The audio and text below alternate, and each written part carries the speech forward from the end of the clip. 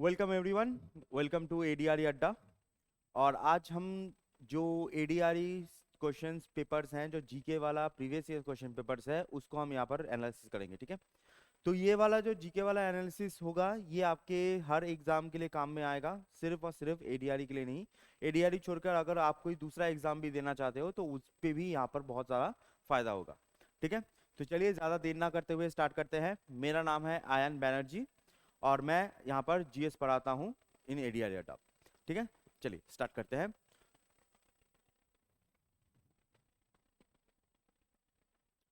तो सबसे पहला क्वेश्चन होता है, what was the last capital of Ahom kingdom.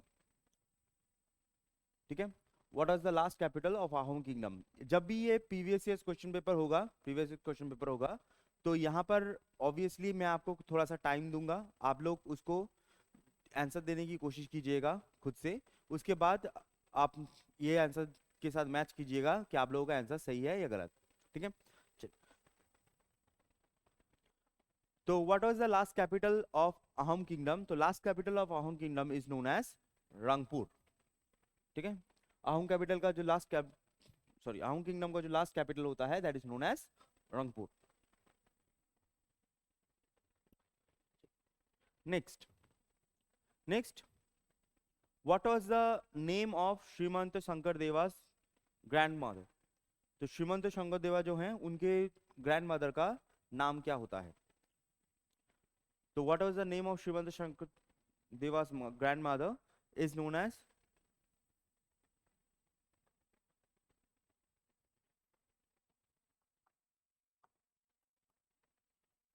आयता। ठीक है, आइडो आयता।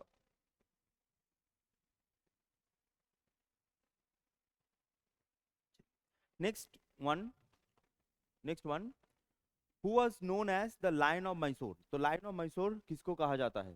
ठीक है, अच्छा यहाँ पर मैं एक चीज यहाँ पर इंक्लूड करूंगा, दैट ये जो पोर्शन है, ये तो प्रीवियस ईयर क्वेश्चन पेपर है ही, वो अलग बात है, लेकिन इसके साथ अगर कुछ जुड़ा हुआ क्वेश्चन आ सकता है या फिर कौन से जुड़े हुए चीजें हैं जो आपको पूछे जा सकते हैं, तो इनको भी थोड़ा सा हम देखेंगे। ठीक है, तो who was the lone lion of Mysore. देखो, जब भी मैसूर की बात होती है,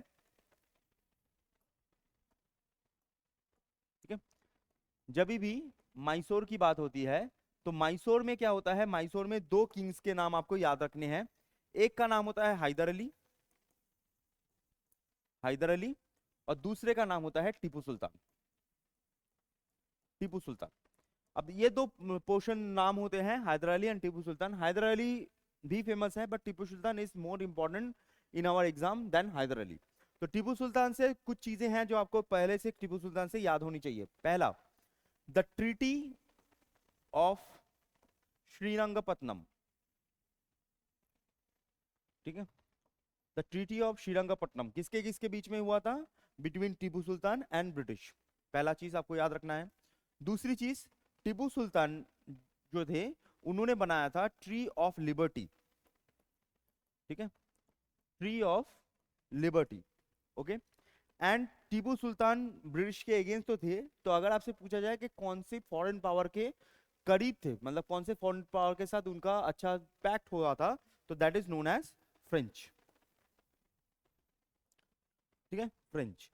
तो ये तीनों जो चीजें हैं, ये तीनों चीज आपको याद रखनी है। ऑब्वियसली यहाँ पर हम ज्यादा डिस्कस नहीं कर पाएंगे कि फर्स्ट एंग्लो मैसूर वॉर में क्या हुआ था, सेकंड में, थर्ड में, फोर्थ में क्या हुआ था, लेकिन ये जो छोटी छोटी बेसिक चीजें हैं वो आपको पता होनी चाहिए। तो लायन ऑफ मैसूर किसको कहा जाता है, the lion of Mysore is known as Tipu Sultan.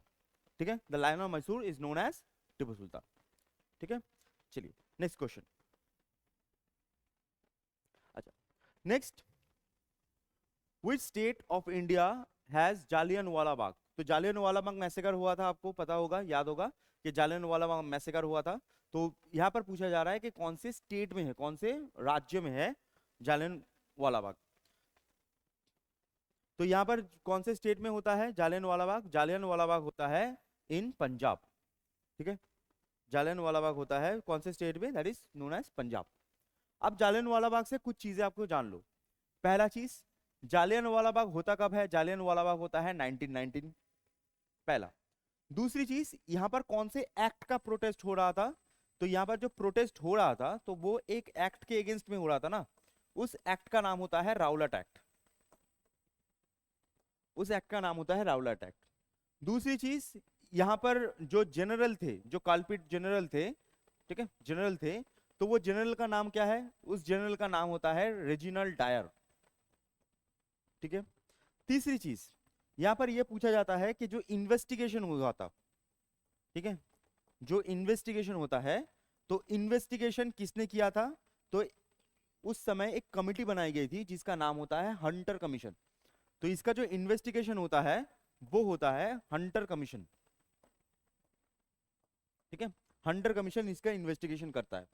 And last one जो आपको याद रखना है कि इस जालियनवाला बाग मैसेकर के बाद कौन से जो फेमस पर्सनालिटी हैं उन्होंने अपना जो पद है या फिर जो अपने अवार्ड्स हैं उनको वापस किया था।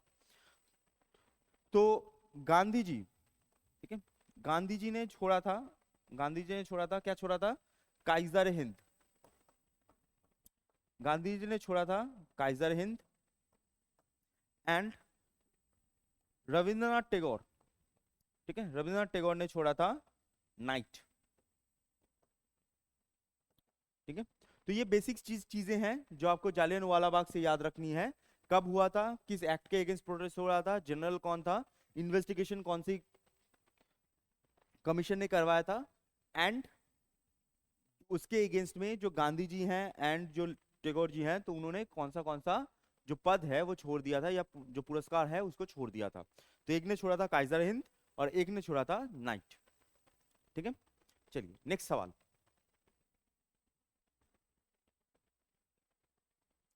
Next sir, Which of the following countries was a part of the Axis group during World War II?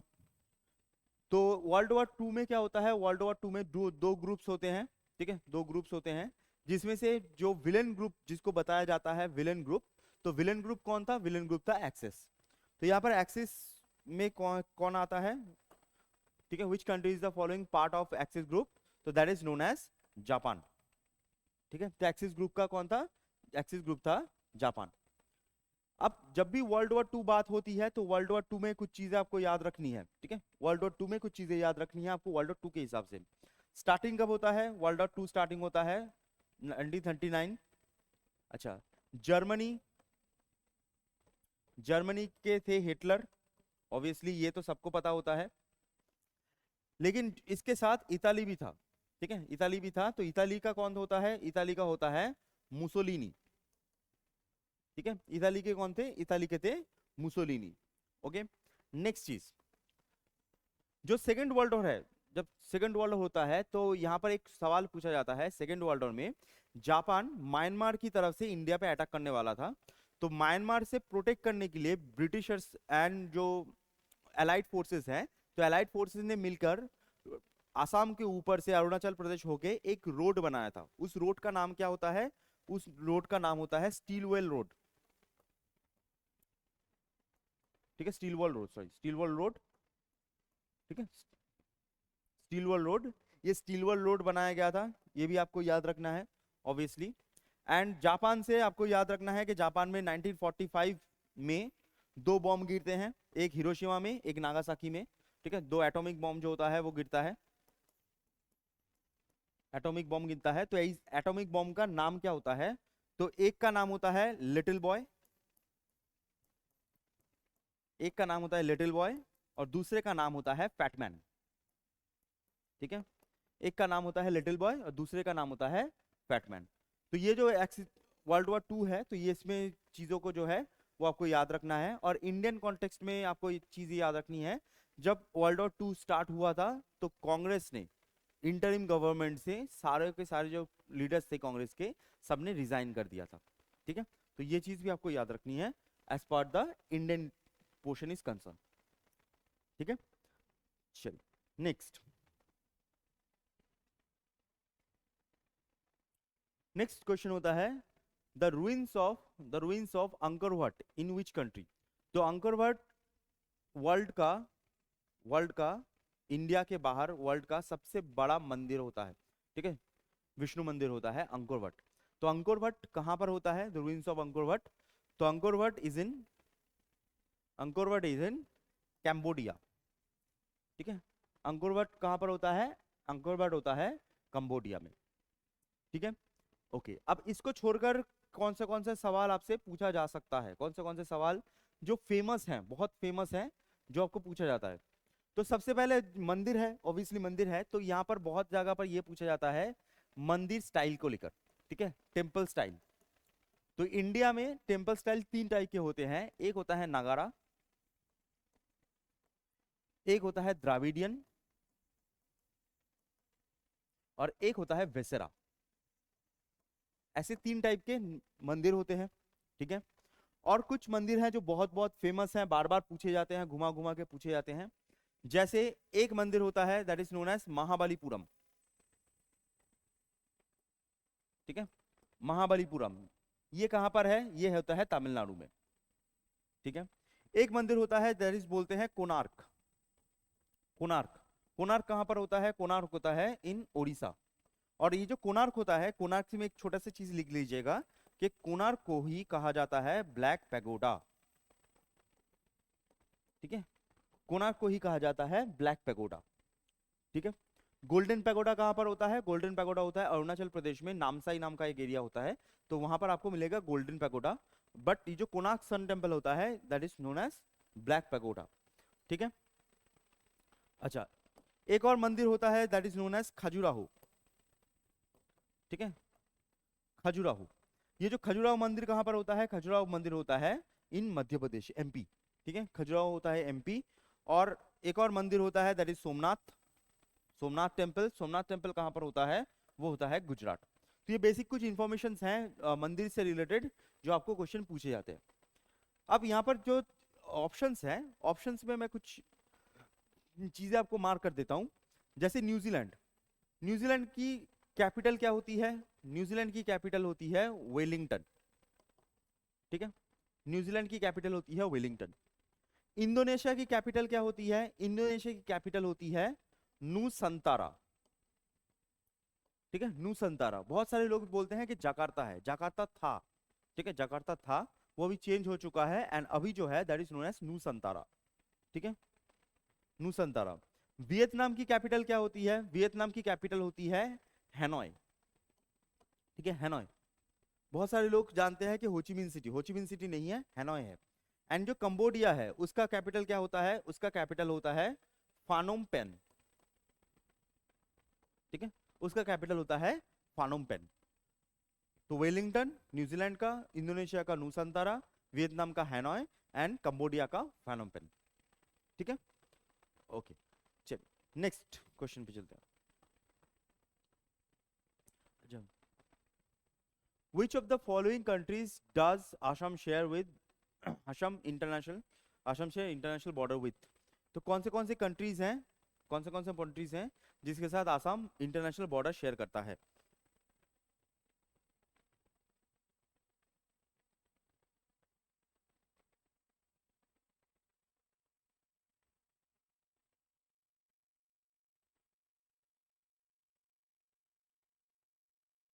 ठीक है, चलिए नेक्स्ट। अच्छा, यहाँ पर जो है बांग्लादेश एंड भूटान, ये सी में आता है। ठीक है, ओके।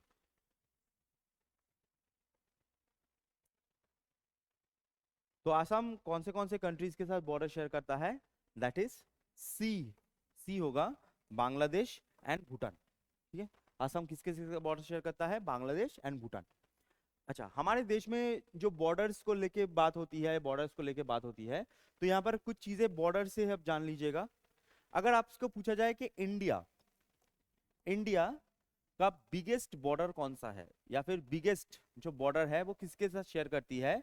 वो होती है बांग्लादेश। ठीक है, वो होती है बांग्लादेश, तो बांग्लादेश के साथ बॉर्डर शेयर करती है। अब ये जो बांग्लादेश और भूटान है, इन दोनों का बॉर्डर का नाम जो होता है ना, वो सेम होता है। बांग्लादेश और भूटान ये जो बॉर्डर होती है, इसका नाम होता है रैटक्लिफ लाइन, रैटक्लिफ लाइन। ठीक है, बांग्लादेश और भूटान जो होती है बॉर्डर, उनमें जो बॉर्डर होता है that is known as Radcliffe line.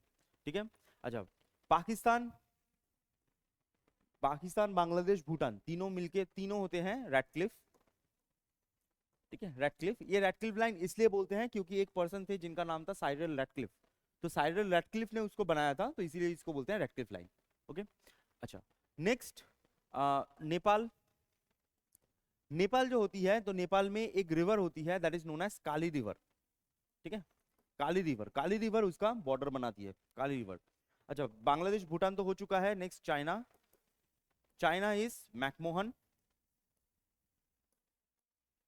China is McMahon. And हम अफगानिस्तान के साथ भी एक बॉर्डर शेयर करते हैं, लेकिन अफगानिस्तान के साथ ये जो बॉर्डर है ना, ये पाकिस्तान ऑक्युपाइड कश्मीर में आता है। जो पीओके होता है पाकिस्तान ऑक्युपाइड कश्मीर, वहां पर आता है। तो अफगानिस्तान के साथ जो बॉर्डर होता है उसको हम बोलते हैं डूरांड लाइन। ठीक है, डूरांड लाइन। तो Pakistan Radcliffe, Bangladesh Bhutan Radcliffe, Nepal Kali river, China McMahon, Afghanistan Durand line. Okay, तो ये कुछ लाइंस होती हैं जो आपके पूछी जाती हैं नॉर्मली। और हमेशा याद रखिएगा, ये जो पाकिस्तान होता है, तो पाकिस्तान वाला जो पोर्शन होता है उसको संभालता कौन है? उसको संभालता है बीएसएफ। ओके, पाकिस्तान को संभालता है बीएसएफ। जो भूटान है, भूटान के साथ एंड नेपाल के साथ बॉर्डर जो शेयर करता है, तो उसको संभालती है एसएसबी, सशस्त्र सीमा बल, एसएसबी। ठीक है, तो नेपाल एंड भूटान इस एसएसबी। चाइना जो होती है, चाइना, चाइना के साथ होती है ITBP, ITBP, Indian Tibetan, Indo Tibetan border police force, ITBP. और ये जो म्यांमार होता है, तो म्यांमार के साथ कौन बॉर्डर, मतलब कौन प्रोटेक्ट करता है? That is known as Assam rifles. Myanmar के साथ प्रोटेक्ट करता है असम राइफल्स। अफगानिस्तान होगा नहीं क्योंकि ये पीओके में आता है। ओके, चलिए नेक्स्ट।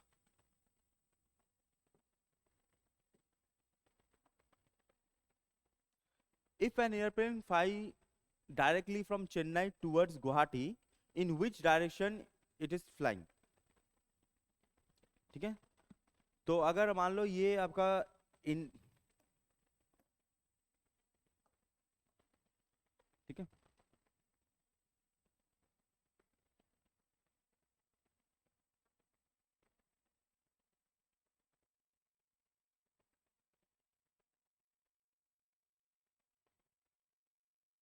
ठीक है, अगर इंडिया ये है, तो यहाँ पर होता है आपका चेन्नई, और यहाँ पर ये वाला जो पोर्शन होता है, यहाँ पर होता है आपका गुवाहाटी। तो जाएगी कैसे?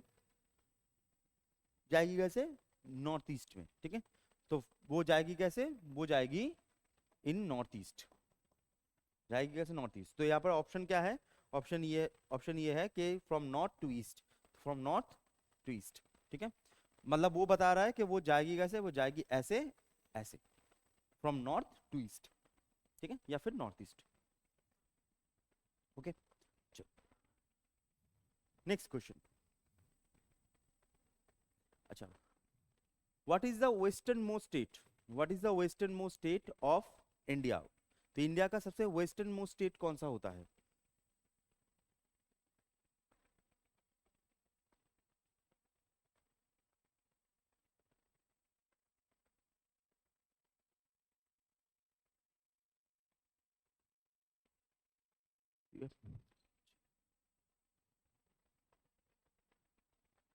इंडिया का सबसे वेस्टर्न मोस्ट स्टेट कौन सा होता है?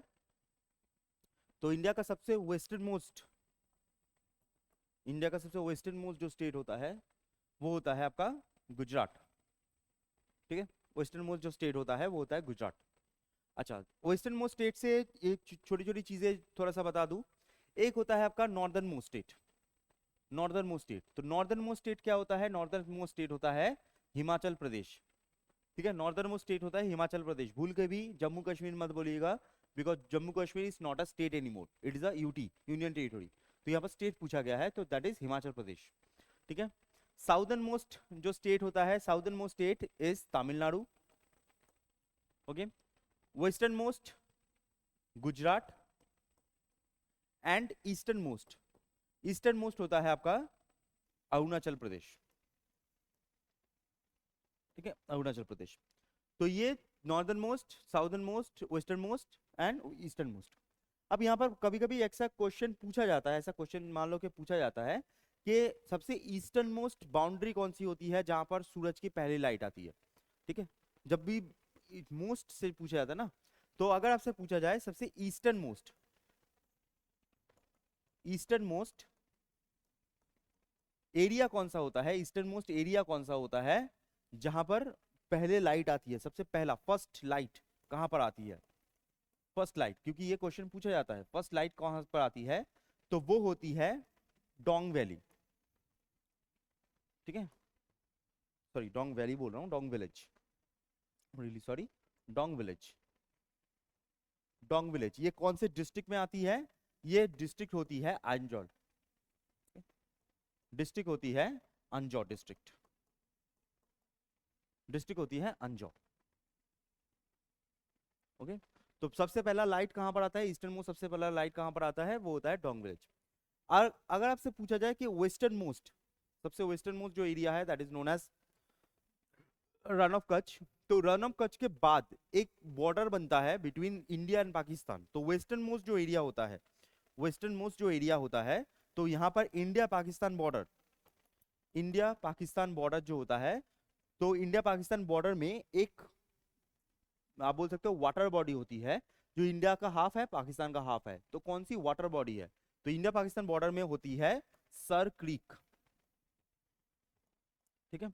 वेस्टर्न मोस्ट पार्ट में आपको दिखेगा सर क्रीक, ठीक है। तो ईस्टर्न मोस्ट पार्ट में डोंग विलेज पूछा जाता है, एंड वेस्टर्न मोस्ट पार्ट में क्या होता है, सर क्रीक, ठीक है। अभी मैं जब जब रिकॉर्ड कर रहा हूं तो यहाँ पर कुछ दिन पहले ही इंडिया पाकिस्तान का एक बात हुआ है सर क्रीक को लेकर, ठीक है, करंट अफेयर्स पर। नेक्स्ट क्वेश्चन, नेक्स्ट क्वेश्चन होता है which of the following peaks does not belong to Himalayas, तो हिमालय में कौन सा पीक होता है जो यहाँ पर हिमालय में नहीं है, ठीक है, हिमालय में नहीं है। अब हिमालय की बात, ये चीज आपको याद रखनी होती है, हिमालय में एक चीज याद रखनी है कि जो हिमालय वाला पोर्शन है, ठीक है,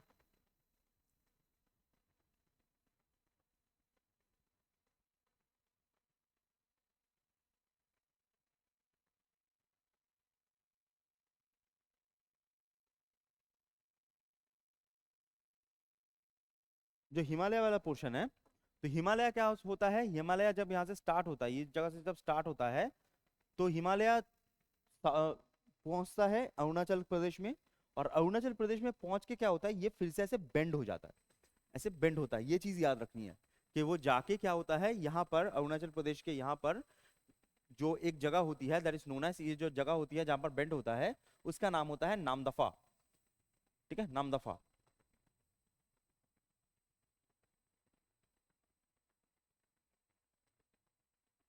सॉरी नामदफा नहीं है, ठीक है। यहाँ पर जो यहाँ पर बेंड होती है, जो सिंटेक्सियल बेंड होता है, आई एम रियली सॉरी, वो थोड़ा सा मैं उधर बोल देता, यहाँ पर जो सिंटेक्सियल बेंड होता है, तो यहाँ पर एक गॉर्ज बनता है, यहाँ पर एक गॉर्ज बनता है जिसका नाम होता है दिहांग गॉर्ज, ठीक है। यहाँ पर एक गॉर्ज बनता है that is known as Dihang gorge, मैं दिहांग गॉर्ज बोलने वाला था, मैं नामदफा बोल दिया गलती से, ठीक है। तो यहाँ पर दिहांग गॉर्ज में एक गॉर्ज बनता है, और गॉर्ज, दिहांग गॉर्ज के बाद यहाँ से ऐसे फिर से वो बेंड होके नीचे की तरफ आती है, जिसको कहा जाता है नॉर्थ ईस्टर्न हिल्स या फिर पूर्वांचल, ठीक है, ऐसे जाके फिर से आती है, this known as north eastern hills या फिर पूर्वांचल। अब इसमें कौन से हैं, अन्नपूर्णा तो है, कांगटो जो होती है, कांगटो अरुणाचल प्रदेश की हाईएस्ट होती है, तो कांगटो है, बट ये वाला जो है दैट इज कौन सी पीक है जो नहीं है, तो ये वाली जो होती है अनाईमुदी, तो अनाईमुदी पीक हिमालय का नहीं है, तो अनाईमुदी किसका पीक होता है, अनाईमुदी होता है वेस्टर्न घाट का, ठीक है। तो अनाईमुदी कहां से बिलोंग करता है, अनाईमुदी बिलोंग करता है वेस्टर्न घाट से, ठीक है, अनाईमुदी बिलोंग करता है वेस्टर्न घाट से। अच्छा कांगटो से एक चीज याद रखो, कांगटो जो होती है वो अरुणाचल, ठीक है, आपका नेबर है, ऑब्वियसली आपको याद रखना है, अरुणाचल का हाईएस्ट पीक है, ठीक है, अरुणाचल का हाईएस्ट पीक होता है कांगटो या कांगटे, ठीक है। चलिए, अब मैक्सिमम जो पीक्स होते हैं ना, जब भी ये पीक्स की बात होती है, तो आपको ज्योग्राफी में एक और चीज याद रखना कि जो पीक्स होती हैं, मैक्सिमम पीक सब कहाँ पर होंगे, मैक्सिमम पीक जो होती है वो सब आपका ग्रेटर हिमालय में आता है, ठीक है। मैक्सिमम जो पीक होता है सब ग्रेटर हिमालय में आता है। नेक्स्ट क्वेश्चन पे चलते हैं। ठीक है, अच्छा नेक्स्ट क्वेश्चन होता है the great barrier reef located in the seas near of which continent. कौन से कॉन्टिनेंट के पास आपको ग्रेट बैरियर रीफ मिलेगा। और ये जो ग्रेट बैरियर रीफ होता है, ये great barrier reef is a home of world renowned shark. एक सबसे बड़ा जो शार्क होता है, सबसे वर्ल्ड रिनाउंड जो शार्क होता है, जिसको बोलते हैं ग्रेट व्हाइट शार्क। तो ग्रेट व्हाइट शार्क का घर जो होता है वो ग्रेट बैरियर रीफ होता है। तो ग्रेट बैरियर रीफ आपको कहां पर मिलेगा, तो ग्रेट बैरियर रीफ मिलेगा ऑस्ट्रेलिया के पास। ठीक है, ग्रेट बैरियर रीफ जो होती है वो आपको ऑस्ट्रेलिया के पास मिलेगी।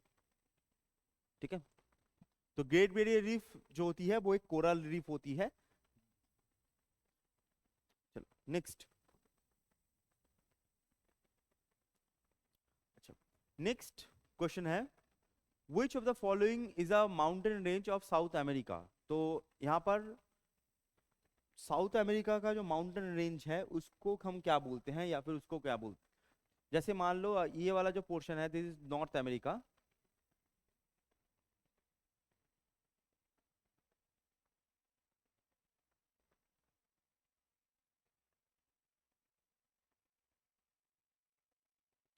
ठीक है, तो नॉर्थ अमेरिका में आप देखोगे, नॉर्थ अमेरिका में एक माउंटेन रेंज होता है एंड साउथ अमेरिका में भी एक ऐसा माउंटेन रेंज आपको दिखेगा। ठीक है, साउथ अमेरिका में भी एक माउंटेन रेंज दिखेगा। तो साउथ अमेरिका में माउंटेन रेंज कौन सा होता है, साउथ अमेरिका में होता है अंदीज। ठीक है, साउथ अमेरिका में होता है अंदीज। तो which mountain range is belong to South America, that is known as Andes. Karakoram कहां पर होता है, काराकोरम होता है इंडिया में। इसको हम बोलते हैं trans Himalaya. India and Pakistan वाला जो पोर्शन होता है तो वहां पर आप आएगा, that is known as trans Himalaya. Alps and Caucasus ये दोनों माउंटेन्स कहां पर होते हैं, ये दोनों होते हैं यूरोप। अल्प्स एंड कॉकेशियस होते हैं यूरोप में। तो अंदीज कहां पर होगा, अंदीज होगा साउथ अमेरिका। अंदीज होगा साउथ अमेरिका। अच्छा अंदीज को छोड़कर एक और चीज याद रख लीजिएगा, that is known as Rocky. Rocky कहां पर होता है, रॉकी होता है आपका नॉर्थ अमेरिका। ठीक है, नोकिया आपको दिखेगा नॉर्थ अमेरिका। तो एक होता है आल्प्स एंड कॉकेशियस, ये दोनों कहां पर होते हैं, ये दोनों होते हैं यूरोप में। Next, next the giant wave caused by volcanic eruption and earthquakes under the sea are known as. तो यहाँ पर ये जो क्वेश्चन है, ये क्वेश्चन बहुत ही स्ट्रेट फॉरवर्ड टाइप का क्वेश्चन है, बहुत ही स्ट्रेट फॉरवर्ड कि giant wave caused by volcanic eruption under the sea. Under the sea जब बोला गया है तो सिंपल सा जायंट वेव किसकी वजह से होगा, पानी की वजह से। तो पानी वाला कौन सा पोर्शन है, तो दैट इज सुनामी। ठीक है, सुनामी। ये जो सुनामी होता है, तो सुनामी याद रखिएगा, सुनामी जो होती है this is a Japanese word. ठीक है, tsunami is a Japanese word, means harbour wave. ठीक है, सुनामी जो होती है वो जापानीज वर्ड होती है, that is known as harbour wave. और इंडिया में सबसे लास्ट जो सबसे खतरनाक सुनामी जो आई है, ठीक है, सबसे खतरनाक जो आई है वो आई है 2004। 2004 26 दिसंबर। ठीक है, 26 दिसंबर। अच्छा साइक्लोन, ब्लिजर्ड, लैंडस्लाइड ये सब होते हैं। ठीक है, अच्छा साइक्लोन से कभी कभी क्वेश्चन पूछा जाता है, तो साइक्लोन से कुछ चीजें आपको थोड़ा सा याद रखना। साइक्लोन से, साइक्लोन का नाम जो होता है वो अलग अलग जगह पर अलग अलग दिया जाता है। जैसे साइक्लोन का एक नाम होता है that is known as hurricane. Hurricane कहां पर होता है, हैरिकेन होता है यूरोप में। एक होता है टॉर्नेडो। टॉर्नेडो कहां पर होता है, टॉर्नेडो होता है अमेरिका में। ठीक है, उसको छोड़कर आता है टाइफून। टाइफून, टाइफून कहां पर दिखेगा आपको, चाइना एंड जापान। ठीक है, चाइना जापान। तो यहां पर कहा जाता है इसको टाइफून। ठीक है, उसको छोड़कर आपको एक और वर्ड आता है willy willy. Willy willy, willy willy कहां पर वर्ड यूज किया जाता है, दैट इज ऑस्ट्रेलिया। ऑस्ट्रेलिया। ठीक है, तो hurricane, tornado, typhoon, willy willy ये सब जो नाम होते हैं ये साइक्लोन के ही अलग अलग नाम होते हैं। इंडिया साइक्लोन को साइक्लोन ही बोलता है। ठीक है, इंडिया ने ज्यादा मेहनत नहीं किया कि हम इतना मेहनत नहीं करेंगे भाई, सीधी सीधी बात है, इतना मेहनत हमसे नहीं होगा, हम साइक्लोन को साइक्लोन ही बोलेंगे। ठीक है, चलो नेक्स्ट क्वेश्चन। ठीक है, next, who is the chairman of Rajya Sabha? Rajya Sabha का चेयरमैन कौन होता है?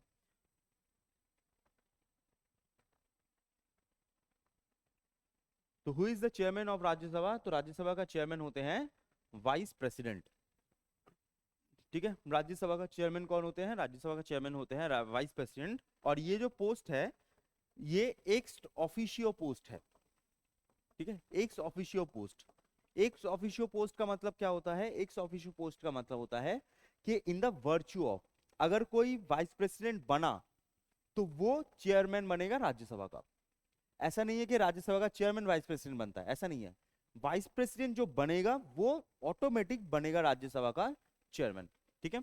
अच्छा, राज्यसभा में एक चीज याद रखिएगा, राज्यसभा में अगर आपको कहा जाए कि राज्यसभा में मैक्सिमम स्ट्रेंथ कितनी है, तो राज्यसभा में मैक्सिमम स्ट्रेंथ होता है 250, जिसमें से जिसमें से 238 जो है वो इलेक्टेड है, इनडायरेक्टली इलेक्टेड है, एंड इसमें जो 12 होते हैं वो नॉमिनेटेड हैं। ठीक है, वो नॉमिनेटेड है। कौन नॉमिनेट करता है? प्रेसिडेंट। ठीक है, तो 238 एंड 12 नॉमिनेट है। और राज्यसभा जो होती है, तो राज्यसभा का जो टर्म होता है, तो राज्यसभा का टर्म होता है 6 इयर्स। ठीक है, राज्यसभा का टर्म होता है 6 इयर्स। लेकिन अगर आप पॉलिटी का भी पढ़ते हो तो पॉलिटी में एक चीज बताया जाता है कि कॉन्स्टिट्यूशन में कहीं पर भी कहा नहीं गया है कि राज्यसभा का 6 इयर्स है। कॉन्स्टिट्यूशन में कहा गया है हर 2 साल में 1/3 ऑफ राज्यसभा चेंज होता रहेगा। ठीक है, 1/3 ऑफ राज्यसभा चेंज होता रहेगा। तो हिसाब से देखा जाए 6 साल एक पर्सन का हो सकता है मैक्सिमम। ठीक है, तो टर्म होता है 6 इयर्स।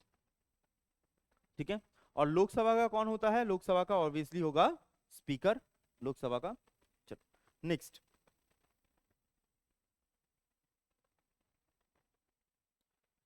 नेक्स्ट होता है who administer the oath of office to president of India?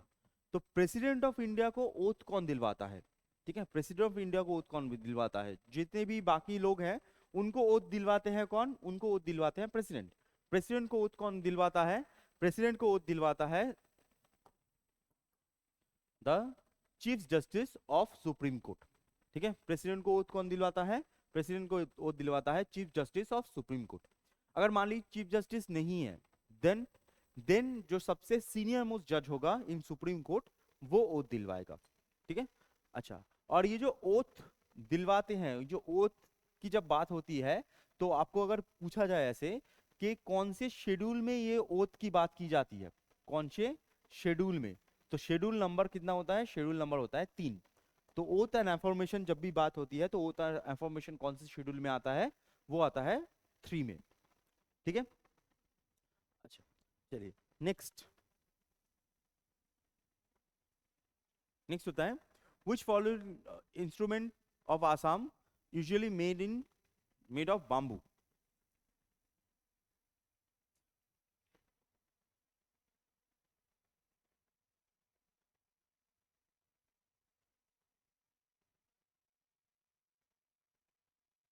ठीक है, which follow musical instrument of Assam usually made of bamboo?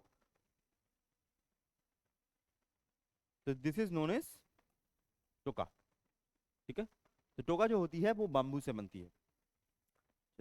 Next, where is the Toklai T research centre is located? तो Tocklai T research centre कहां पर है?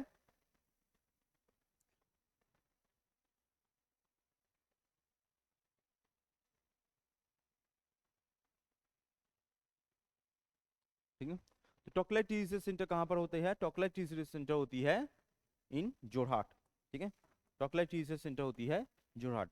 तो जितने भी आपके क्वेश्चंस हैं in form of Assam history, Assam economics, Assam से जुड़ा हुआ जितने भी क्वेश्चंस हैं, उसमें मैं आपको थोड़ा सा टाइम दूंगा, आधा मिनट दूंगा, मतलब 30 सेकंड के आसपास दूंगा, जिससे आप उसको अच्छे से सोच के कर पाओ। ठीक है, आसाम से जुड़ा हुआ जो भी क्वेश्चन है मैं चाहता हूँ कि आप लोगों का कभी मिस ना हो, तो आप लोगों को टाइम लीजिए, कोई इशू नहीं है। बाकी जो क्वेश्चन है उसमें हम थोड़ा सा जल्दी करेंगे। Next, Gita Press. Gita Press, ठीक है, Gita Press is a unit of Govind Bhavan Karyalaya located in which state? Gita Press क्या होता है? गीता प्रेस होता है जहां पर जो गीता होता है ना, भगवत गीता, श्रीमद् भगवत गीता, तो वहां पर वो प्रेसिंग होती है, मतलब बनती है वो। तो ये कहाँ पर होता है, ये याद रखिएगा, जो गीता प्रेस होती है, गीता प्रेस होती है, वो होती है गोरखपुर। ठीक है, वो होती है गोरखपुर। और गोरखपुर कहाँ पर होती है, गोरखपुर होती है इन उत्तर प्रदेश। ठीक है, तो उत्तर प्रदेश की जो गोरखपुर होती है, तो गोरखपुर में होता है। ओके। एंड जो ये अभी के जो यूपी के सीएम हैं योगी आदित्यनाथ जी, वो भी गोरखपुर से ही आते हैं। Next, an hour during a day session when questions are issued may be raised without prior notice in the Indian Parliament is called। ठीक है, तो यहाँ पर कहा जा रहा है कि अगर मान लीजिए कि कोई भी इशू है या फिर क्वेश्चन है जो पूछा जाएगा लेकिन पहले से नोटिस नहीं दिया गया है, तो वो किसको बोलते हैं। ठीक है, तो वो क्या होता है, वो होता है जीरो आवर। ठीक है, जीरो आवर। सीन क्या होता है कि जब भी आपका सेशन स्टार्ट होगा, जब भी सेशन स्टार्ट होगा ना, तो सेशन के स्टार्टिंग में ही, सेशन के स्टार्टिंग में ही एक आवर होता है जिसको हम बोलते हैं क्वेश्चन आवर। Question our. अब ये जो क्वेश्चन आवर होता है, तो क्वेश्चन आवर क्या होता है, जब स्टार्टिंग ही होता है तब जो कंसर्न मिनिस्टर्स हैं तो उनको क्वेश्चन पूछा जाता है कि ये क्या हुआ, ये क्या हुआ, ये क्या नहीं हुआ, तो ऐसा क्वेश्चन पूछा जाता है। अब ये जो क्वेश्चन पूछा जाता है ना, जो क्वेश्चन आवर में, तो इसका नोटिस 10 दिन पहले दे दिया जाता है। उन मतलब जो, मान लो कि अश्विनी वैष्णव जो हमारे रेलवे मिनिस्टर हैं, उनको पूछा जाने वाला है कि रेल में एक्सीडेंट क्यों हो रहा है, कितना प्रॉब्लम चल रहा है, तो ये जो नोटिस है ना, वो उनको पहले दे दिया जाएगा, 10 दिन पहले ये दे दिया जाएगा, जिससे वो अपना जितना भी, बोल सकते हो कि जितना भी फैक्ट है, जो स्टैटिस्टिक्स हैं, वो बता पाए। क्योंकि आप पार्लियामेंट में झूठ नहीं बोल सकते, पार्लियामेंट में गलत इंफॉर्मेशन आप नहीं दे सकते। ठीक है, बाकी बाहर जो भी करो करो, पार्लियामेंट में नहीं कर सकते। तो यहाँ पर क्या होता है, यहाँ पर पार्लियामेंट में वहां पर बताया जाने के लिए पहले 10 दिन पहले नोटिस दे दिया जाता है।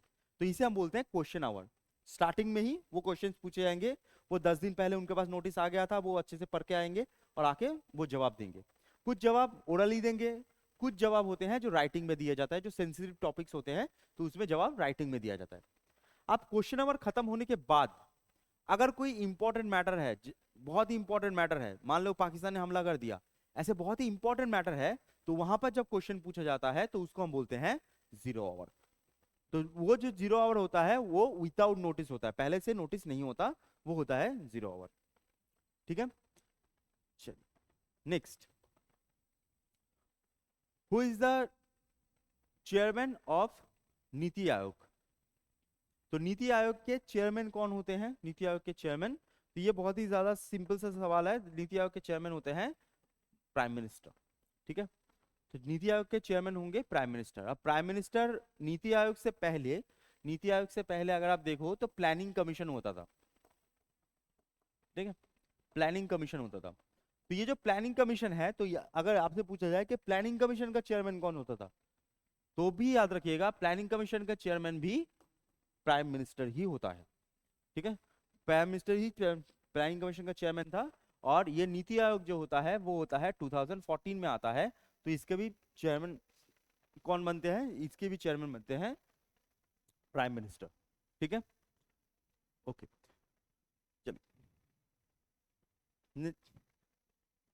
ओके।